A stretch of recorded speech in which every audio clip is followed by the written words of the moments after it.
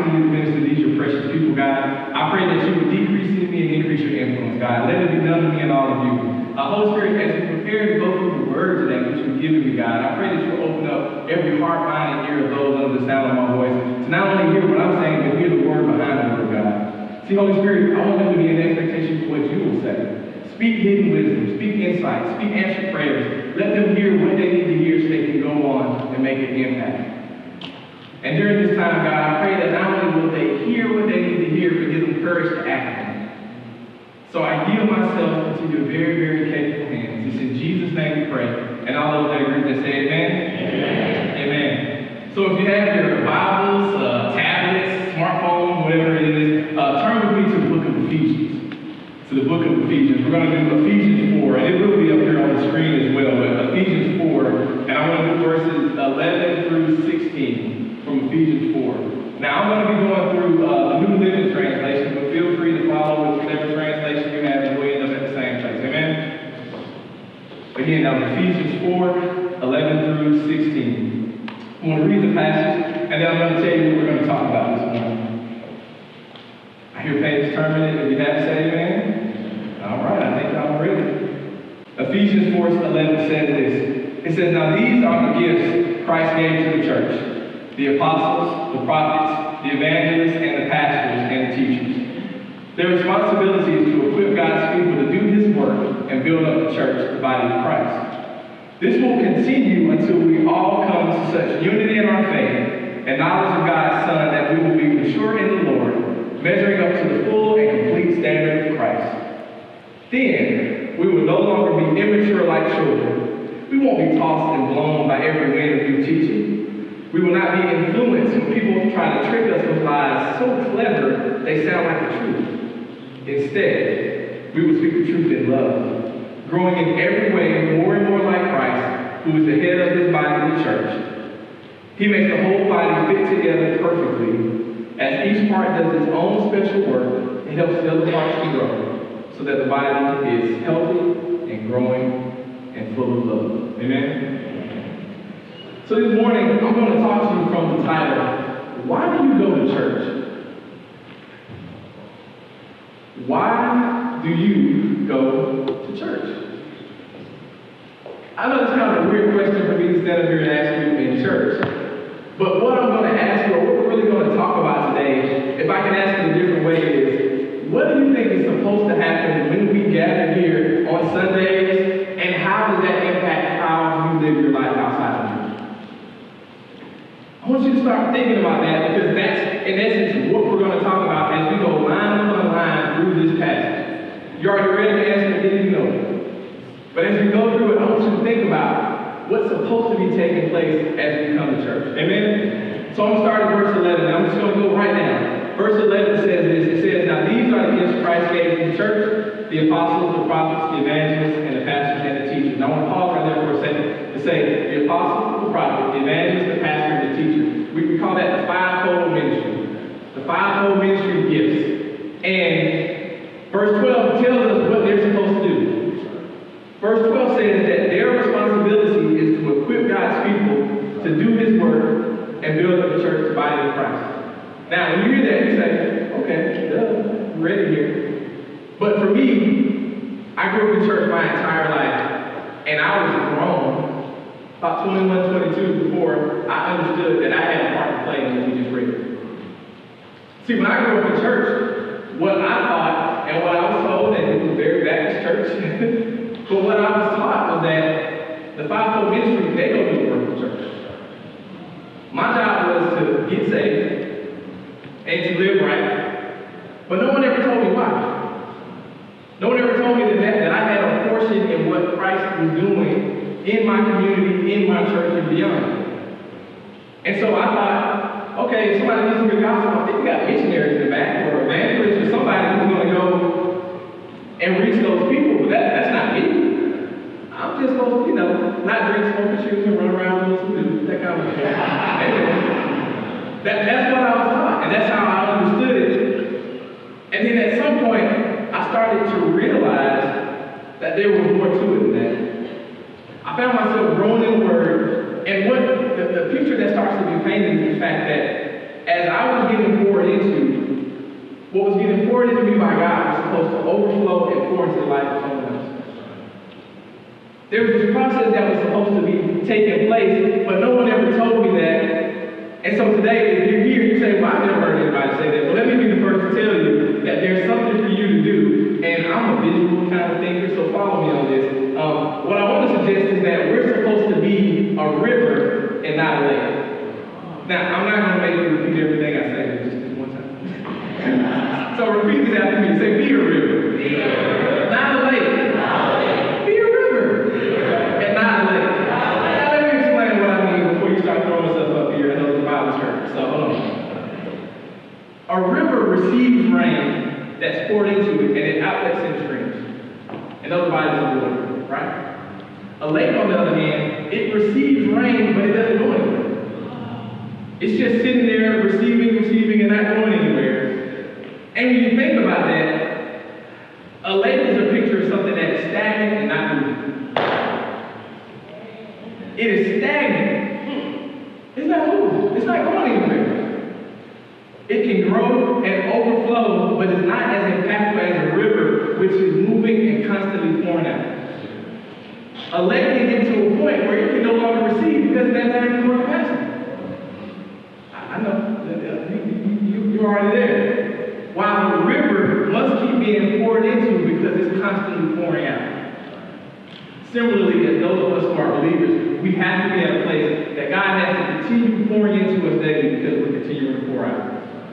We should find people that we are constantly being able to pour out into their lives. And let me say something about that, because I know sometimes when I say that, again, thinking about that fivefold ministry at church, we say, wait a minute, I'm just a teacher. I'm just an accountant.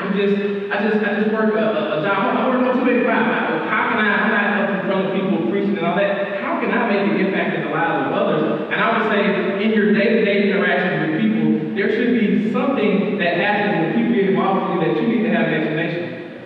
They say, wait, we're facing layoffs. Why are you not concerned? Why are you at peace? We're facing this stuff that's going on and you seem calm. Like what is it about you? I'll say this. If you have a relationship with Jesus, and again, if you don't, we'll have an opportunity here in a minute for you to take care of that. But if you have a relationship with Jesus, meaning that you believe in the death, burial, and the resurrection of Jesus, then somebody else's life should be impacted by the fact that you know Jesus. And if not, I'll say, we got some work to do. Okay, amen. I don't like the tone that you're looking at me. All right, let's go back to verse 12 here. So again, that fivefold ministry, we saw that. It said their responsibility is to equip God's people to do His work and build up the church. Now look at what happened there, because sometimes we misread that. We might see that and say, yeah, their job is to equip people to go do the work. No. What it's saying is, their job is to equip the saints so that we can go out and do the work. Does that make sense? Not, I'm going to equip the people and I'm going to do the work. Because that's what I used to say. No, it's to equip the people so we can go out and do the work together. But it doesn't just leave us for doing the work. It makes sure to say, and build the church. Because we can go out and work in soup kitchens. We can go out and make sure we're taking care of the least of these and not be building the church. So there's an emphasis to do both. And I believe that's what we're called to. And you know something I figured out? I'm not going to be on your job tomorrow. I'm not going to be in your neighborhood, talking with your neighbors and interacting with them. I'm not going to be at your school. I'm not going to be interacting with the person who serves you when you go out to a restaurant this week. I might not interact with the person who's checking you up when you go, checking you out when you go to a Kroger or Publix or whatever the grocery store is. But you'll be there. You have the ability to impact and share the love of Christ with the people that you come in contact with. And so, although I won't be here, if you're born again, the same Jesus that's in me is in you. And there's a call for us that we should have this love flow out into the lives of others. And we should get to share what I call our Jesus work with other people. And let me say this, because sometimes people think, that's such a big thing. He's already put you in a position to do it. There's people in your life right now who don't know Jesus. There's people who you come in contact with regularly who don't know Jesus. And so you have an opportunity with each of those people that you meet to share your Jesus story. And what's cool is the Holy Spirit opens the window. You just live. You just pray. And eventually, there'll be something that they'll ask you. There'll be a window where they say, hey, would you just pray for me? And it just opens the door for us to go and use our gifts, what He's given us. Verse 13. So it's this idea again that they're building people up. And now people were all together going out doing God's work, and we're building up the church. And then it says this, that this work will continue until we all come to such unity in our faith and knowledge of God's Son that we will be mature in the Lord, measuring up to the full and complete standard of Christ. What this shows us is the goal of all this equipping that's taking place is for us to come to a place of unity in the faith as well as maturity. Unity in the faith as well as maturity. And this is what I wonder, because when you look at the church, we're not very unified, right? There's a lot of division that takes place.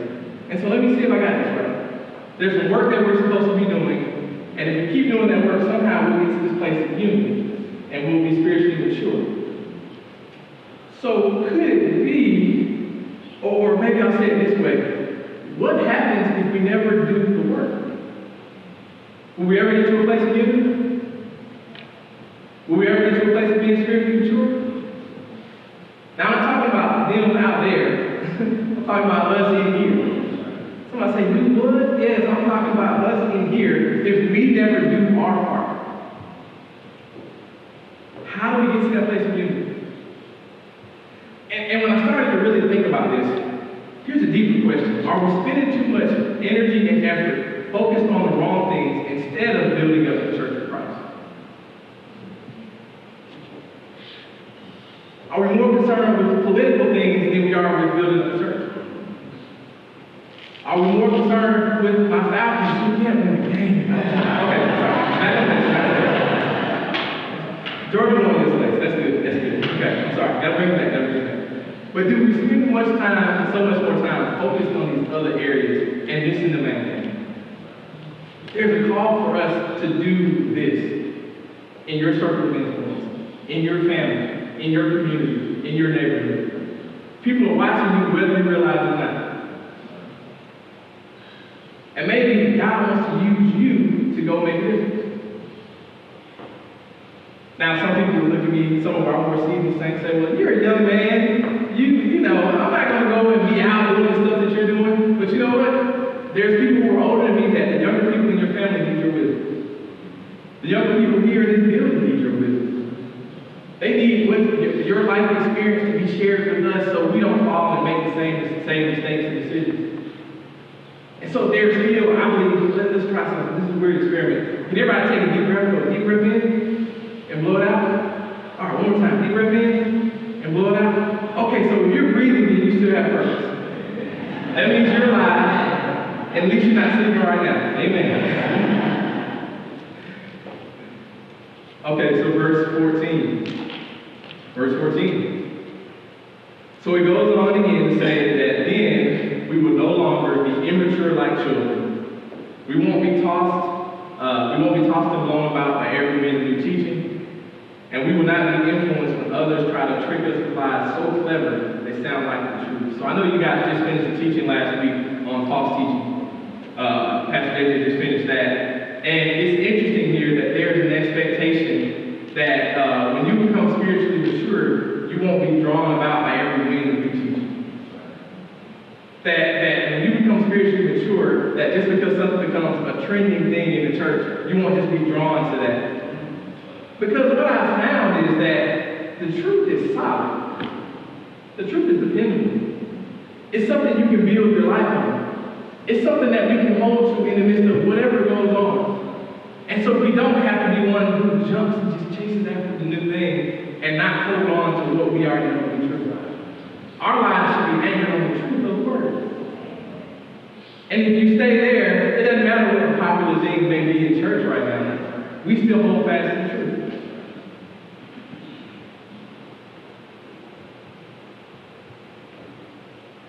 15.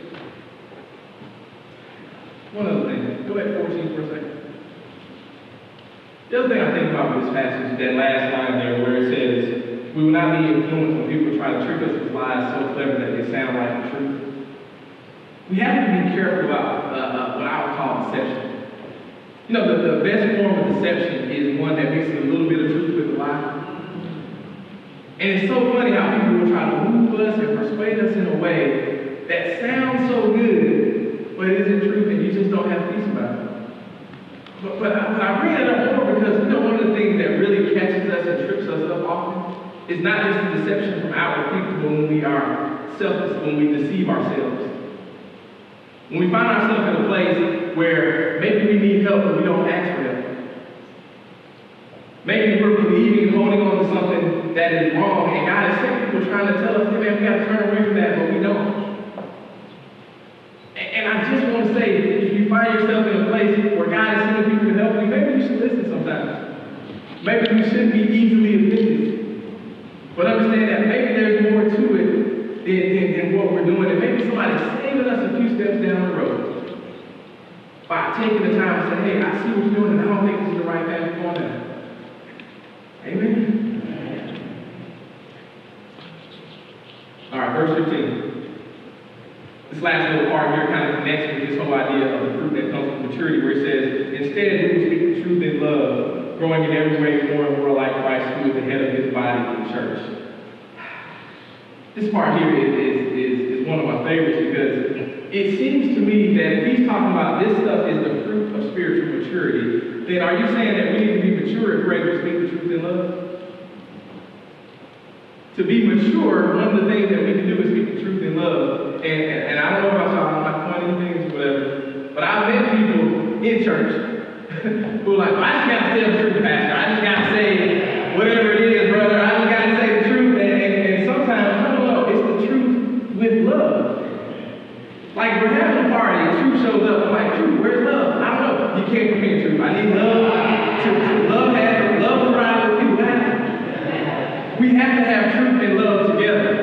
And I know someone will say, well, Pastor, now this is some Pauline theology stuff, this truth and love. How does that go back to Jesus? I'm glad you asked. If you look at John chapter 1, you know, in the beginning was the Word, and the Word was with God. If you go down to verse 14, it says something interesting. It says that the Word was made flesh, and he was full of both grace and truth. Grace and truth. Sounds a lot like truth and love, right? And it's this idea that, especially as a church, we have to be careful with this idea of how we deal with grace and truth. I would argue that you can see a lot of what's going on in the visions of the church because people have taken grace and truth to be a dividing line. What they say is, okay, Pastor, we're on the truth side of things. We're all about the truth of God's word. We're mean as a rattlesnake, but we're all about truth here, Pastor.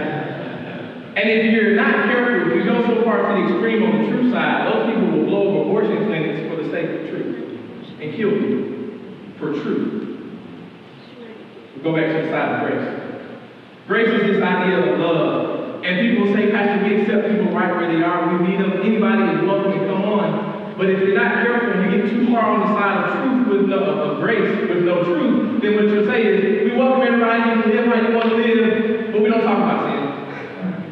We don't deal with the truth that's found in the Word. And I go back to that verse of John 1, verse 14. It was full of grace and truth. They have to be together. We have to do both things well. I often think about Paul in 1 Corinthians 9, where he says this line about, I've come all things to meet all people, to win them to the gospel. But if you keep reading, he finishes by saying, I make sure I do not disqualify myself. So there's still some edge of, I'm still going to make sure that I'm holding on to some truth that I'm anchored in, some principled position, but I'm still going to go out and meet people outside of what we might think is the standard in the norm. And that's what we have to do. That's what the call is. That's a part of why we come to church and what we go out to do. The other part is at the end of verse 15 here, where he says, Christ who is the head of the body, Christ who is the head of his body, the church. And so now we're going to move into this last section, which I'm super excited about. Because this is imagery in the body, it's imagery in the Bible of we're the body, each of us is the body, and Christ is the head. We're the body, and he's the head. And then when we go to verse 16, it says this. He, talking about Jesus, makes the whole body fit together perfectly. As each part does its own special work, it helps the other parts to grow so that the whole body is healthy, is growing, and full of love. It's healthy and growing and full of love. And this idea of him making the whole body fit together, you know what this reminds me of? I think about the Avengers. Like those Avengers, the movie, the Avengers, the superheroes and all that. Yeah, I think about the Avengers when I think about this. And I know this is a weird example, just swap it. Because I am here for the superhero movies. I've seen just about all these superhero movies. I really enjoy them, whatever, that's my deal. And the premise of all the origin stories are kind of similar, right? A person discovers or gets some type of power, they're figuring out how to use their powers, they eventually end up going on some mission and then decide to help other people with the powers that they have, right? That's pretty much how it works.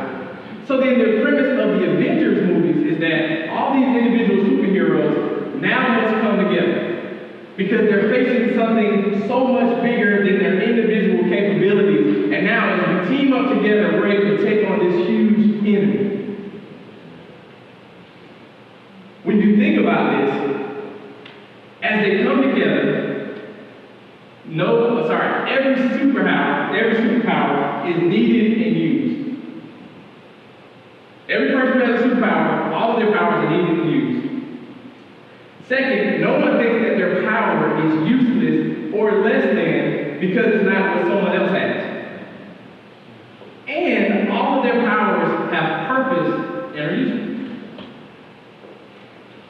When we look around at each other, we must recognize that each and every one of us similarly has a part to play.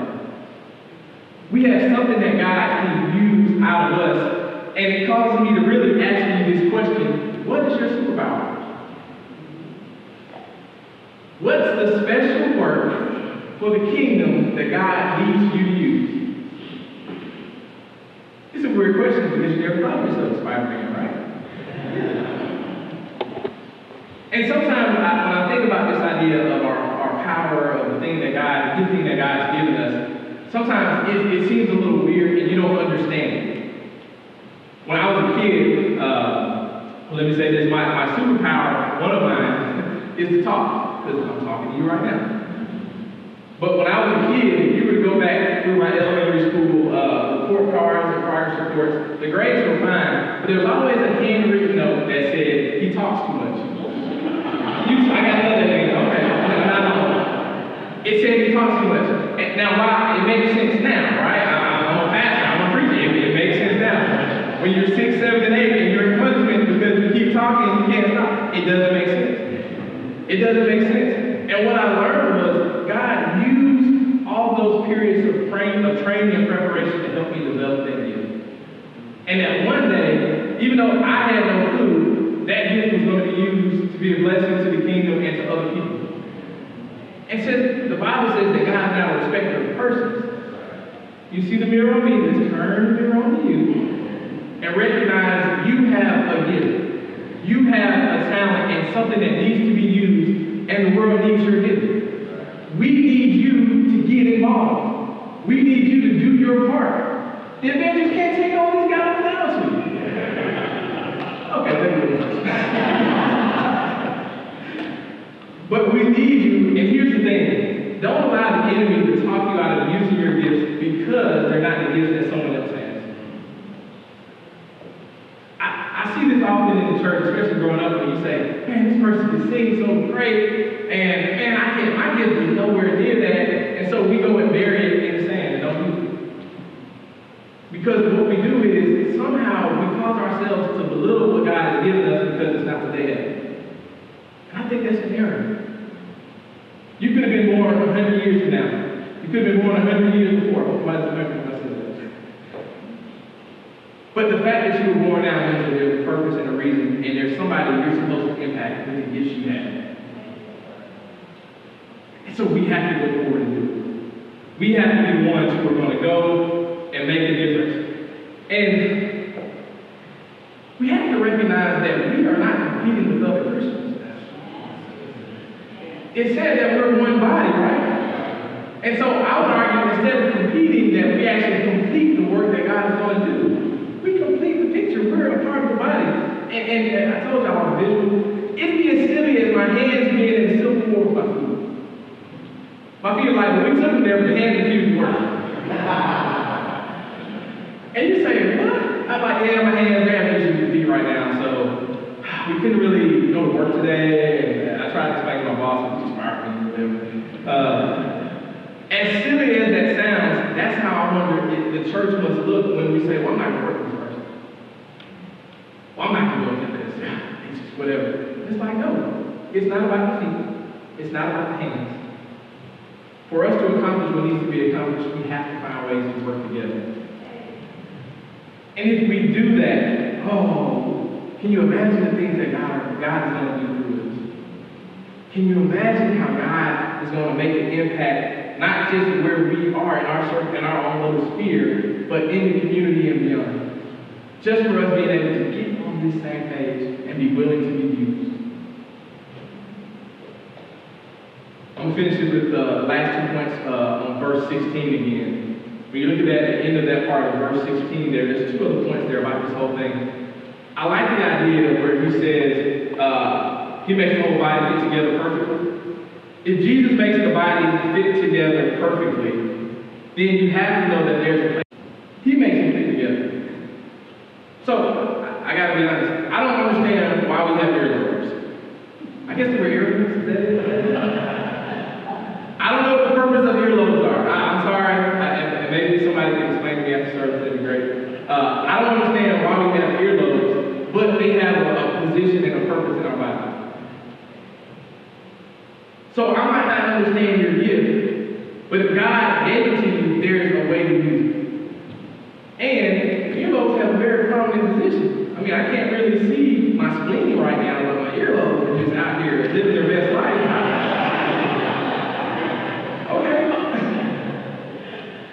And so even though we might not understand, there's a reason. There's a purpose behind it. And so if he's giving you gifts, I believe that God's created a place for you to use it. And then there's this. That last line there where it says, so that the whole body is healthy and growing and full of love. If the goal is for the whole body to be healthy and growing, but also full of love, then having love at the center of what we do requires putting ego aside, getting rid of selfishness and pride for the sake of something bigger than our individual agendas, than what we think. To go forward for the kingdom and really impact this world for Christ. Because that's what we're supposed to do. So as you go forward, I will find places to be used by God and seek to be impactful, not impressive. It's easy to be impressive, right? But when I die, I don't want people to say, oh man, this guy was so impressive. He rooted for a team that never won a Super Bowl. Okay, sorry. Bring it back. I don't want people to just be impressed by the things I did, but what I hope people will say is like, man, this guy was impactful. Because he got saved and people got called him, and these people got saved. And I believe that should be our legacy. To be impactful for the kingdom, not just impressive in others, but things that tend to seem to fade over time. Let us pray. God, I thank you for your word and what you've done during this time, God. I pray right now, God, that as we go forward this week, God, let us ponder and recognize what our superpowers are. What are the gifts that you've given us? And let us plug in and find ways to use them. God, I pray that you will give us not only opportunities with our own circle of influence as we go about our day during this week, God, but show us opportunities where you put us in a proper position to be used. God, I thank you that in your masterful plan and in your ways that are so higher than ours, that you tend to make it simple for us and we're willing to be used. And so I pray right now that you will put a burden on our heart to go forward and literally be the hands and feet of Jesus as we go. God, I thank you for this time, and I thank you for what you'll continue to do. It's in Jesus' name we pray. Amen. So if you're here today and you've never made Jesus the Lord in your life, now is a great time to do that. In a moment, there's going to be an opportunity, and I guess we're going to stand and you're going to come up. And here's what it means about making Jesus Lord in your life. It means that you believe that Jesus really did this. really did die. He rose again on the third day, and now he lives on the right hand of the Father in heaven. That's what the gospel is believing in the death, burial, and resurrection of Jesus Christ. Romans 10:9-10 says that if you believe in your heart and confess with your mouth that you're born again. And so again, I may never see you again in life, but here's the thing. When I ask you this question, it's not about a church or religion, but it's really about a relationship with Jesus Christ. The one who created you. The one who has a plan for you. And you might say, well, Pastor, I've heard people say this for 20 years and I've never accepted it. But maybe today was the day for you. Maybe this moment was your moment for you to accept it and make that step for Jesus. The second thing is rededication. Rededication is this idea, if you're sitting here and you say, well, Pastor, I've already made the decision, I believe in Jesus, I'm born again, but I kind of grown cold towards things of God. If I'm honest, I know I'm not really living the life that God has for me. And here's the cool thing about Jesus, he's not mad at you. The Bible says he knows the end from the beginning, so before you did what you did and you're sitting there living in his foundation, he's already forgiven you. You just have to receive the forgiveness, repent and move on. You don't have to be stuck your entire life. I believe he's like the father of that prodigal son who's sitting there with his arms wide open, waiting for you to turn and come back. And so if you need to rededicate, we love to pray a prayer of rededication with you right now. I often think of this like a GPS. Those little GPS on your phone or in your car or whatever. If you get off course, the GPS doesn't yell at you, does it? What it does is it recalculates based on where you are now and puts you on the path to get back to where you need to go. And I believe in the same way that's what happens with rededication. Now, you have to deal with the consequences of the actions, of the choices you've made. But God's already prepared to get you back where you need to go. So if you need to rededicate, that's the second thing. Third is prayer. If you need prayer, we love to pray with you. See, one of the cool things that happened when Jesus died on the cross is that veil was torn, meaning that we don't have to have a priest or somebody to go and intercede for us. We can pray for ourselves. And one of the cool things is that we have the ability to agree with each other in prayer. So if you need prayer, come down and get prayer. I try not to take for granted that people have somebody that will pray with them. And so if you need prayer, come and do that. And last but not least, is membership. If God has called you to be a part of Woodstock Church Oxdale, we would love to have you.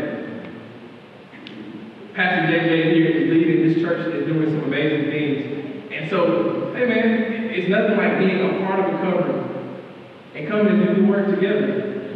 And it's not a mistake that you have to be here today. And so if you feel like, man, I think I need to go and join and be a part of this church, come on. We would love to have you. So there's four things: salvation, rededication, prayer, and membership. If you need to respond to one of those things at this time, Pastor JJ is going to come up and give the opportunity to do that.